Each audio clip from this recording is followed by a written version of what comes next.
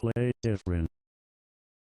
Greetings fellow Mac addicts. In this video we're looking at Squirrel Kombat, a once shareware but now freeware game from Monkey Bar Software! Monkey Bar Software! That's right, Monkey Farm Software. As you may have guessed, this game's title was a parody of Mortal Kombat, and like that arcade classic, this is a fighting game but one not quite like any other I've seen. For one thing, there are no ninja, mechanized or undead people to play as. Instead, all the characters are squirrels. For example, there are ninja, mechanized and undead squirrels. Oh, and also a geriatric one, because as we all know, old age is a true killer. Mortal Kombat isn't the only thing being parodied here. There is also a squirrelified version of the Offspring song Walla Walla, complete with all new lyrics. Here is a short sample.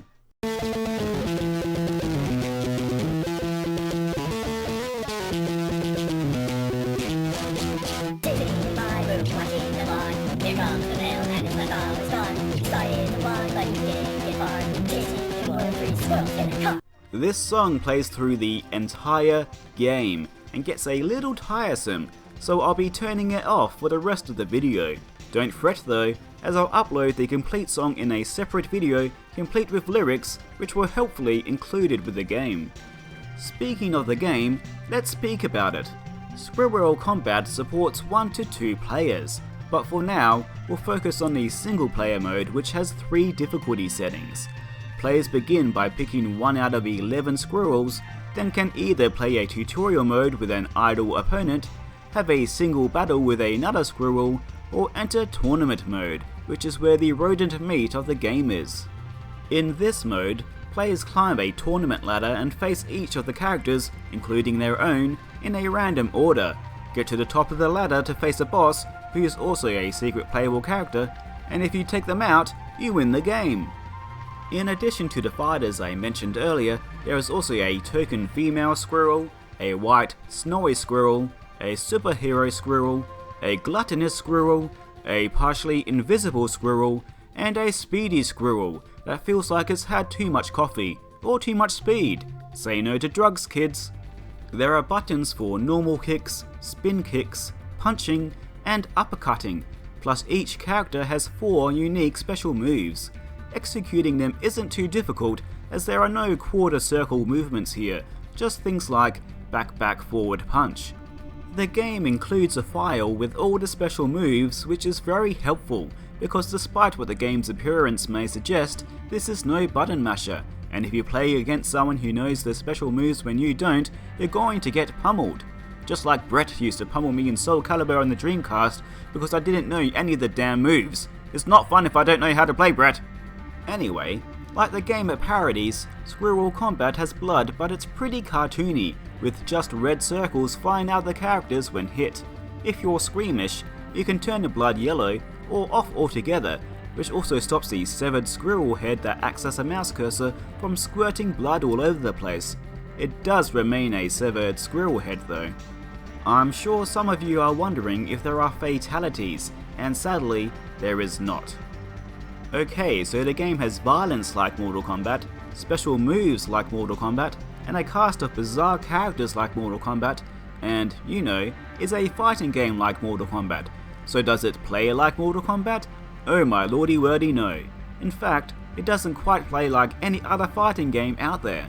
One reason for this is the levels, which are pretty huge, scrolling both horizontally and vertically, with the squirrels themselves being the size of icons, which I'll talk more about later. But aside from one, these aren't empty playfields. The squirrels have the ability to jump around fairly high, and that's because platforming is a part of this game, with structures and ledges plopped around the levels, and gaining the high ground is often a good strategy, though there are special moves that will help folk attack from the ground. One level, Tundra, even has giant snowballs rolling around which must be avoided while doing battle, and I wish there are more levels like it, and more levels in general. Anyway, as a result, it doesn't feel like Mortal Kombat as much as it feels like more niche fighters such as the Outfoxies, Power Stone, and Bushido Blade, all comparisons that will probably make people cross with me, but like those games, it has a somewhat free-roaming feel to the battles due to the large environments, small characters, and high maneuverability. If I were to compare it to more modern games, I would cite Towerfall and Duck Game. Many special moves are also built around this fact. Sure, there are traditional moves like fireballs, ice blasts, and harpoons, but also attacks which will quickly blast across the entire width or height of the screen for when long-range attacks are needed. The character Ed, for example, has an attack that fires a beam straight into the sky, which then rains down balls of plasma for their opponent to dodge, giving the game an arcade feel. Being a comedic game, a lot of special moves are quite goofy in their nature. For example, Filbert the cute, chubby squirrel can throw pies, punch with his stomach, and stuff his opponents in his mouth before chewing them up and spitting them back out. Delicious. Meanwhile, George the geriatric squirrel has paralyzing farts, walking canes to throw, false teeth that fly out and home in on enemies, and even literally gets in a car and drives around the screen in an attempt to mow down their opponent. The main man behind Monkey Farm Software, a teenager at the time, is John Butler. When it came to balancing the characters, Butler found it to be a real challenge. He designed all the characters on paper first, then made adjustments once they were in the game. He had to play as all the characters against his friends to make sure he could win with all of them, and that they were actually fun to play as. Despite this testing, he doesn't think he got it perfect, and I have to agree, as from my experience, some characters are certainly stronger than others. For example, the mech squirrel has no homing attacks, nor a good way to defend against them. His attacks also lack versatility. Meanwhile, George has a homing attack, an arcane projectile attack, a stun attack, and a car attack, the latter being quite deadly because it can send you flying around the screen, and George can just keep on smacking you around as players can't do anything when they're stunned. Of course, the thing to do is to stop George before he hits you with a car in the first place, but still. Now, there is a chance I'm just bad with some of the characters and that they are more balanced than I think, but I don't believe so. Still, this is a very silly game, so I think having some unbalanced characters isn't that big a deal. If anything, they can act as a disadvantage for people better at the game when playing against newbies. And playing it with someone else really is the best way to go, as the AI in single player isn't the brightest, even on the highest difficulty. That said, I'm talking about playing as characters I'm very good at using. I've yet to beat it with the previously mentioned mech squirrel, for example. But still, like any other fighter, multiplayer is the real highlight. It's especially so in this game with its goofiness and ridiculousness, making it a much more light-hearted romp than something like Street Fighter, which is taken very seriously by a lot of people. And yes, the game does look very amateurish in places, and it's occasionally clunky, though for the most part it plays surprisingly well, but to me, that's just part of its 90s shareware charm. Butler wanted to make a fighting game because, for one of his passions is martial arts, and two, there was a lack of fighting games on the Mac. He wasn't thinking about what would make money, just what he himself thought would be fun to play on Apple's machine. The concept of a fighting game actually began back when he was 9 or 10 years old, after he taught himself HyperCard and used the button functions to shoot fireballs, which were actually just other buttons. Once he decided he was good enough at software development, he knew he wanted to make a real fighting game. But why squirrels, I hear you ask? For a long time, it was a deep dark secret Butler had kept to himself, but he has decided it's now been long enough to safely reveal in this Play Different exclusive.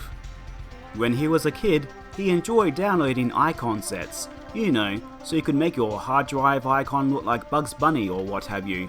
Anyway, he found a Simpsons set with a radioactive squirrel, which he thought was really funny. He made a little animation with it walking back and forth for fun. Then he made it punch and kick. He was also interested in particle effects as a child and thought he could use it to make blood effects. The resulting little demo was a comedic hit with his friends, and the game just kept growing from there. Butler thinks there's at least 100 frames of animated sprites in Squirrel Kombat, with the original Simpsons squirrel icon being the only frame he stole. For years he was freaked out that he would get in trouble for it. He is hoping my video doesn't result in a lawsuit heading his way from whoever made that icon set. The characters being icon sized contributed to the large stages, since there was a lot of screen space left over. Butler also liked platformers like Mario and wanted to make one, so he attempted to combine elements from the genre with a fighting game, and thought the end result made it a lot more fun.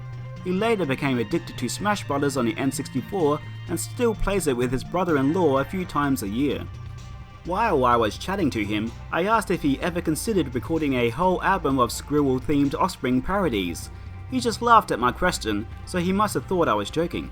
He did give some details about the making of it, mainly that his friend had just learned to play the guitar, as you can probably tell by his performance, so they made that song for the game. He says being 13 made it easy to add stupid stuff like that, and doesn't know if he could pull off that same kind of anarchic attitude in a game today. Believe it or not, there is also a sweet story behind the game. He had a high school girlfriend named Erica, and didn't want to scare her off by telling her about the weird games he made. But one day, her little brother was talking about Squirrel Kombat and how he loved to play it at school with his friends. Butler told him that he made it, and the brother didn't believe him until Butler showed him his name in the credits, and suddenly he became the coolest person ever.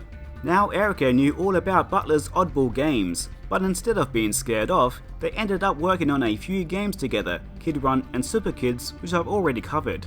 They planned to go into the game making business as a team, but this never took off as they both headed to college to become teachers, with Butler later dropping out to do software engineering full-time professionally. But not long after this, he and Erica became married. Aww. And that is the story of Squirrel Kombat, an anarchic, ridiculous fighting game that is still a laugh to play with friends today.